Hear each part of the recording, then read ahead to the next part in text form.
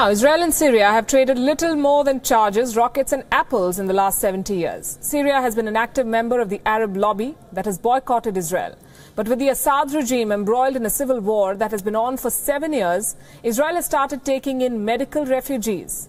I visited the Safed village in Galilee for this ground report.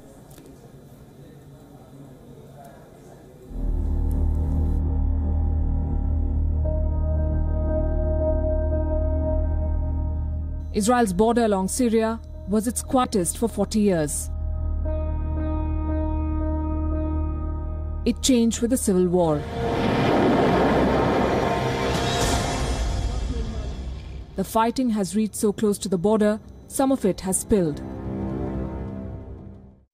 Behind me is a United Nations convoy, as you can see, and on that side is the Syrian border, and through this border they get Syrian refugees, people who need medical aid, and this is a UN convoy that is going to facilitate the transfer of those people from the Syrian border to the Israeli border.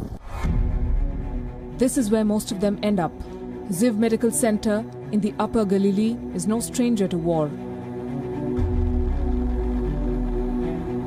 In 2006, Lebanese rockets landed here, damaging infrastructure and injuring patients. Now it is caught in the Syrian civil war. Located barely 30 kilometers from the northern border, this hospital has seen a steady stream of Syrians since 2013. More than 200 children were treated by this man. Dr. Michael Harari tells us he does not want media attention. His patients do not want it. They risk their lives by crossing the border. They fear being identified back home. Filming their faces is prohibited. We'll call this man Abdul, sitting in a hospital in what Syrians call an enemy country, sipping his coffee with incredible nonchalance. He tells us how he was injured.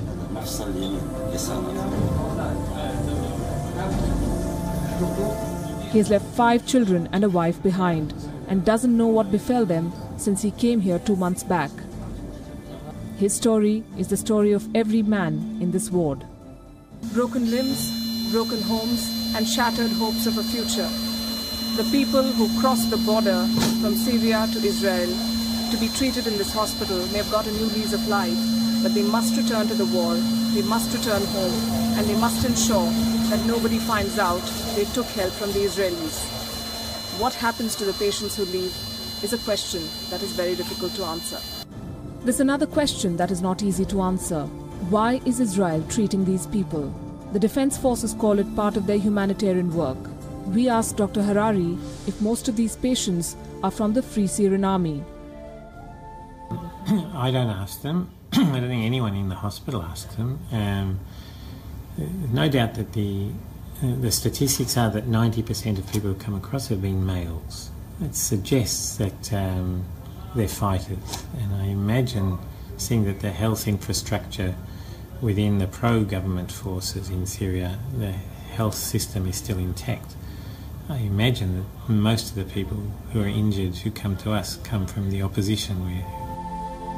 So it's not just humanitarian, there's a political angle too. I'm hard-pressed to find it. A few people have asked me that, and I can't really imagine what it might be. It's not that the Al-Qaeda is suddenly going to look kindly upon Jews. You know, they're sworn to our destruction. There's no element in Syria that looks kindly upon us. Unlike their ally, the US, the Israelis have not taken a position on who they prefer in Syria, Assad or the opposition. They keep an open channel with Russia on the airspace. Their biggest worry is Iran, fighting alongside Assad in the neighborhood. And the humanitarian aid, if that's all it is a small yet significant gesture in a war which has claimed more than 500,000 lives in less than 7 years. Palki Sharma reporting for WION from Upper Galilee in Israel. And still ahead on this show, mixed signals from the Dragon. Is China softening its position on Doklam or just changing tack before playing another card?